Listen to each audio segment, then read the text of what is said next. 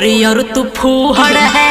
और मैडम अपन तो खानदानी कुंवर है। ना मुझको छेड़ तो इतना तुझे पिटवा दूंगी। जो मुझको छुएगा बजा दूंगा उसकी पूंगी। अरे बुढ़े मेरा खर्चा ना तू उठा पाएगा।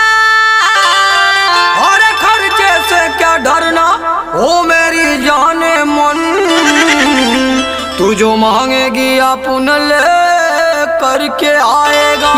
अच्छा हाँ हाँ